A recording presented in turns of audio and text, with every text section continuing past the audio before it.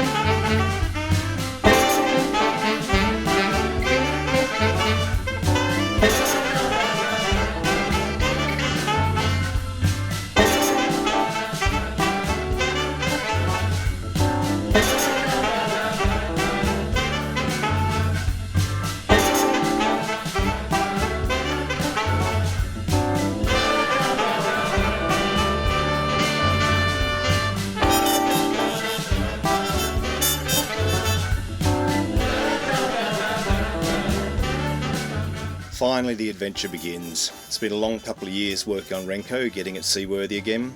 Still lots of work to do, but it's nice to be on our first coastal voyage. Having all your friends come out and play music as we took off was a very touching moment. It was really nice to see everyone. Definitely going to miss them. Sad to be going, but it is going to be a great adventure.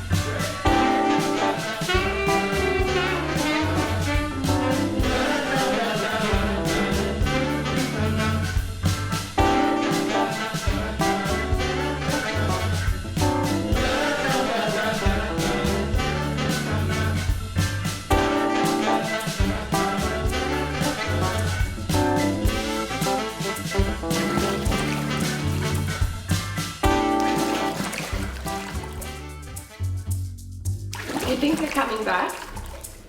Hope not.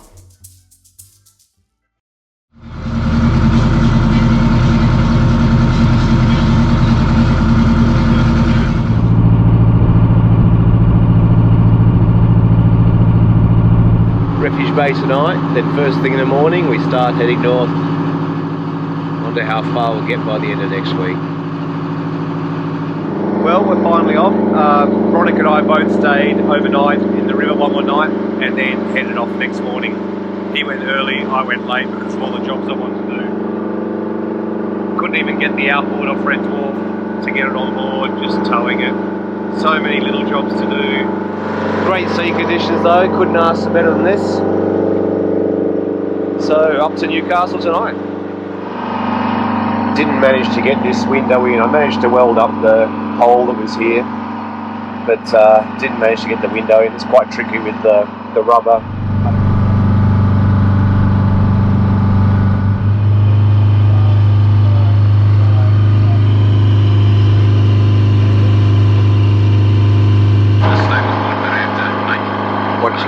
So you get the wheel, making the time go a bit faster.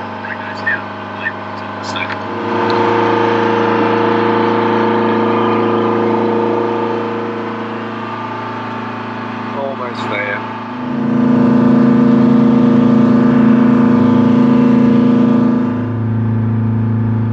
Despite leaving later, I managed to get to the Newcastle Cruising Yacht Club and have a shower and get to the restaurant table about 60 seconds before Bronick, which gave me a chance to do my Clarkson smug face. Talking to Bronick that night, he had a bit of a vibration in the wheel as he was coming into Newcastle Harbour, so jumped in the water for a dive to check his prop and rudder.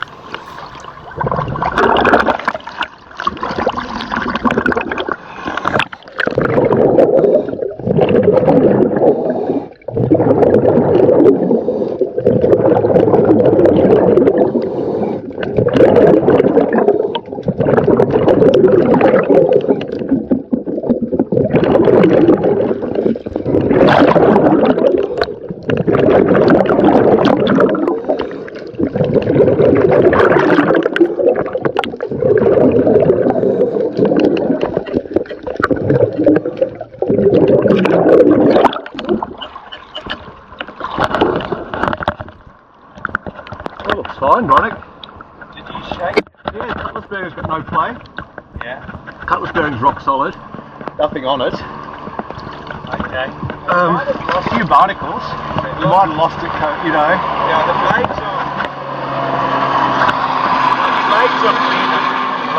Yeah, a few barnacles here and there, but not bad. Yeah. And yeah, no rope. Yeah. Nothing on the rudder. Yeah. No play in the cutlass bearing. No bends in the blades. Okay. Nothing.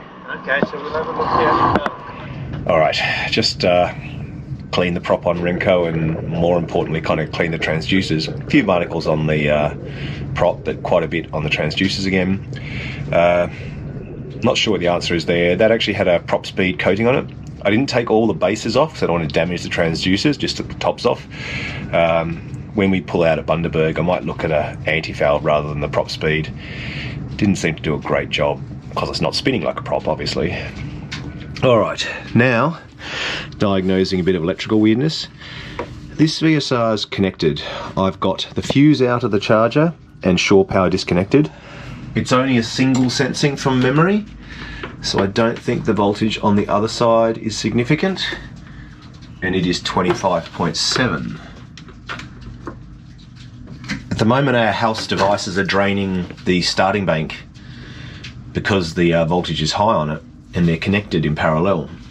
I also seem to have one starting battery that's not healthy. It's got a different voltage to the other one. They're in series.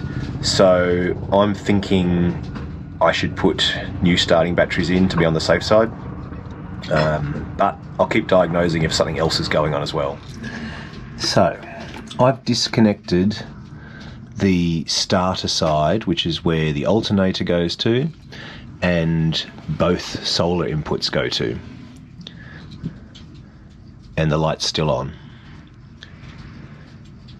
I'm going to look up the part number if there is one. No, there isn't. But I'm thinking maybe amongst other potential problems we have a VSR issue.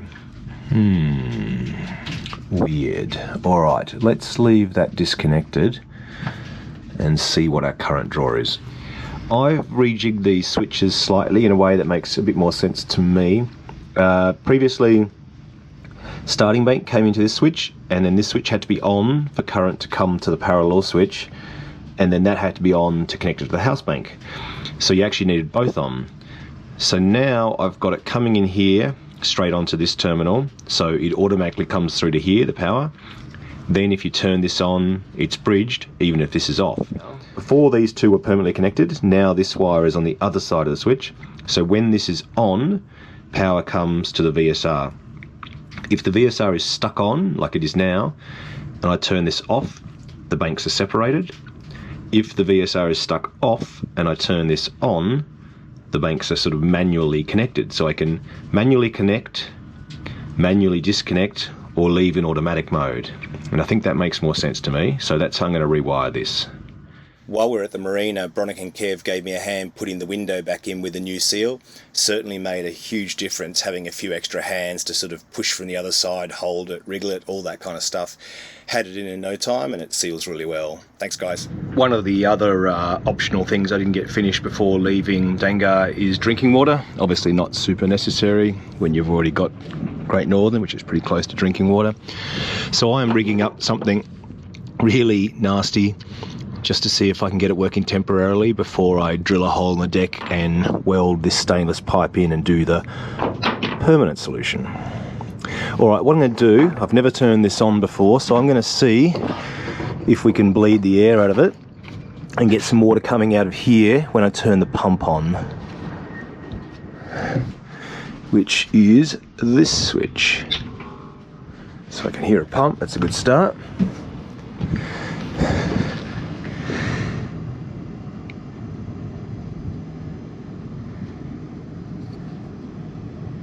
Can't feel any air coming out. Better make sure there isn't 100 litres of water being pumped into my lazarette. Oh no, hang on. Helps if you open the tap on the tank, doesn't it? There we go. Ah, there we go. Drinking water. Okay, that pump has a pressure switch, but being hose fittings, these are going to probably leak like a sieve, so I've got to get a proper fitting and, you know, hose clamps, barbs, etc. very soon.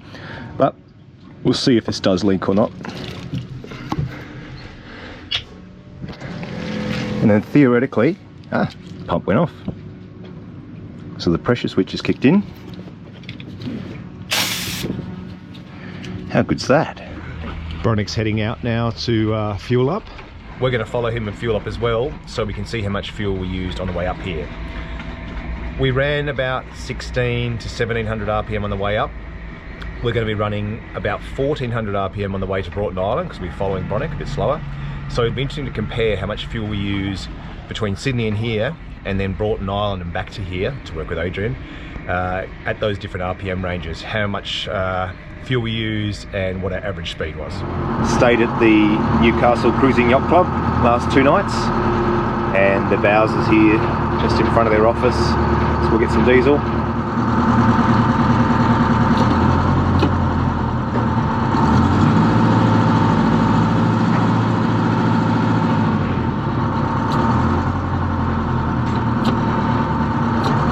Worry is it's going to be prepaid, so we won't be able to just fill up and then pay, but we'll see. Checking card, enter pump number 1. Yeah, I guess 1 makes sense. 1, press enter.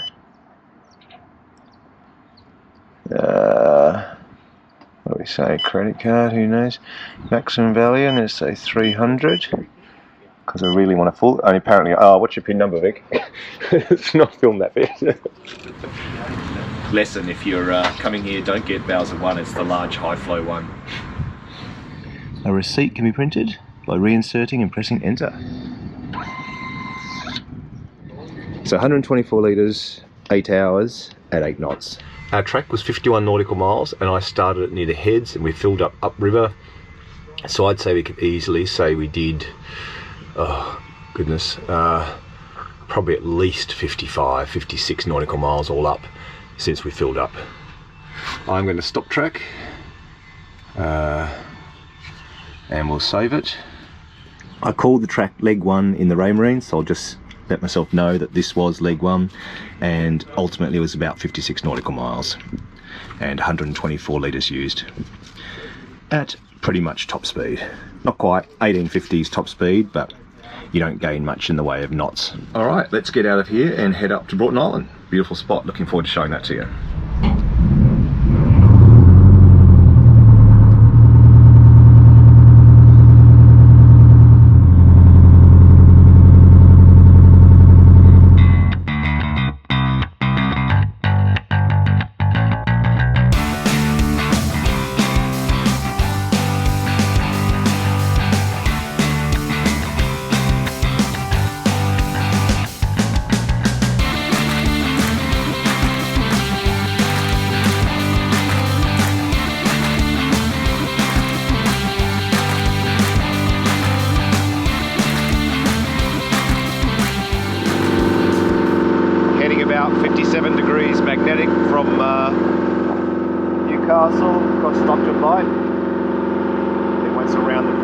changed course towards Broughton. Figured you couldn't go to Port Stephens without putting a lure out.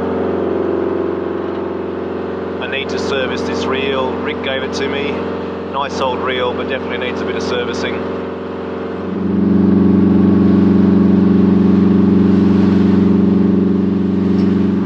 Slowly coming up on our waypoint. When we get closer, we'll set a new waypoint for Broughton Island. Head straight there. Just got to wait so we don't cut too close to obstructions here.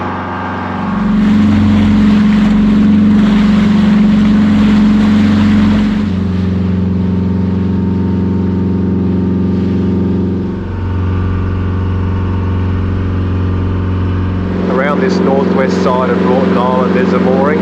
If it's free we'll grab that. If not, we'll drop an anchor pretty close to it, I think. Certainly thankful for the electronic charts coming into places like this.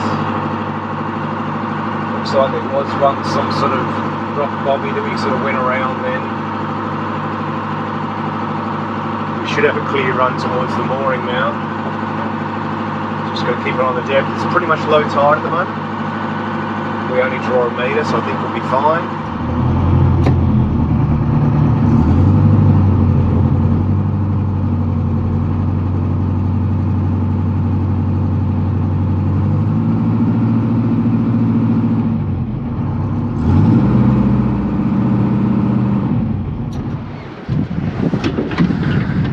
Oh, where's the mooring gone?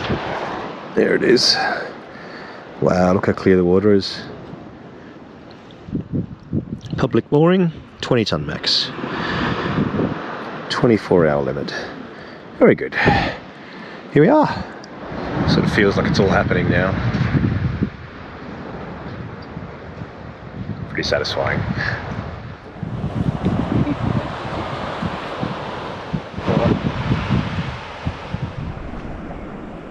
Couple of nice little secluded beaches. A cliff.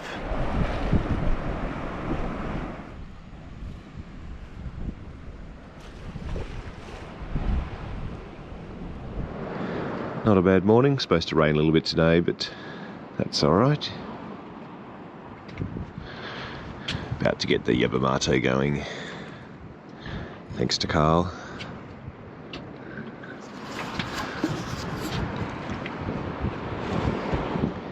For the next 6 months, we're going to have R Squad random bird updates. Hello, whatever you are. Random seabird having a bath. With vim and vigour. Nice to meet you. Even though you look a bit bonkers. A couple of guys spearfishing. That's what I need to learn how to do. Feed myself on this trip. Heading up to Looking Glass now to do a dive before we head back to Newcastle tomorrow. Hear good things about this dive. Should be very nice. Good calm day. Can be a bit surgy, but pretty good sea conditions. So I think we need to take the opportunity to squeeze this dive in. I think I'll kick myself if I come back up here and the swell's bad and I can't do it. Yeah, so these rocks here is this green, I reckon. If we just come a little bit clear of that, it's 15 in the centre still, so we're in 20 metres now. Coming into Looking Glass now, looks like we should be able to anchor a bit further in and be quite protected from the swell, which is nice.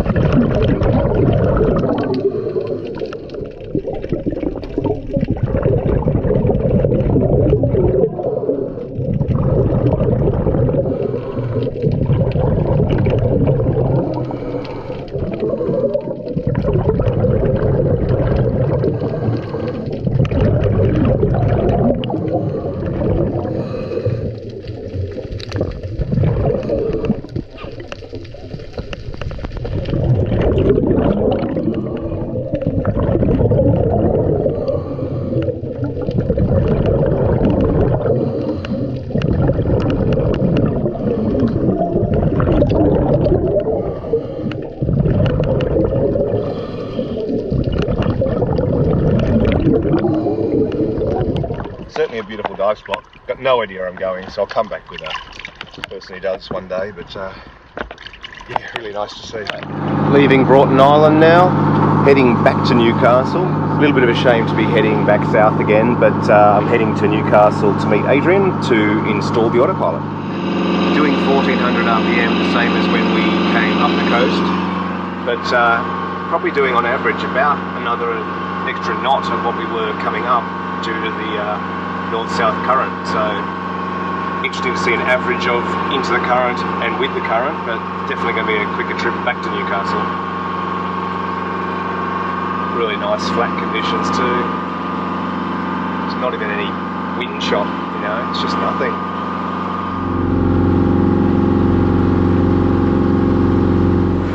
There's Renko up ahead, we're slowly catching up to him. He left an hour or so before us. Not much wind, so I'm presuming he's under motor. Get a shot of Soleil as we go past.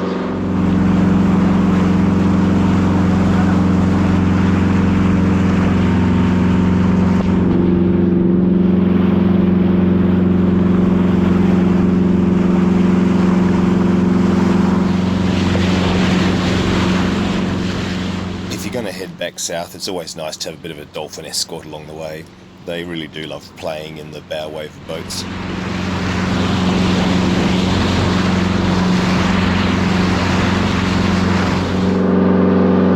Definitely giving it an extra little turn of speed, doing a bit of motor sailing now, even though the winds are very light, just with the headsail.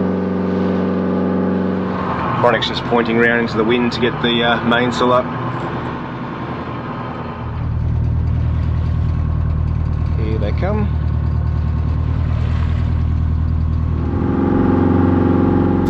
Me being the worst fisherman in history, all I managed to catch was a mutton bird when the line got wrapped around his wing.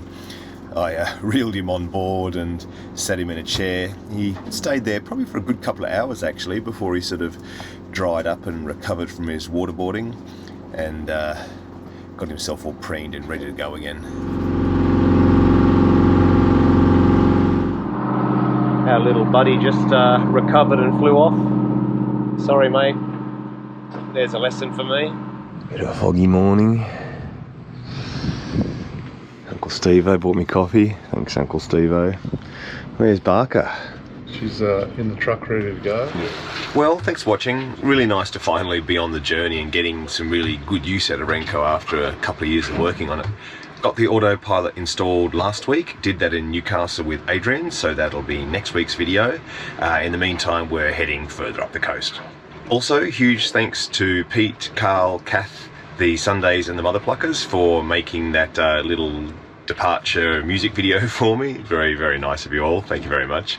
I'll do a little bit of a making of video at some stage because I've got a bit of behind the scenes footage from that as well. Alright, well take care and I'll catch you next week. See ya.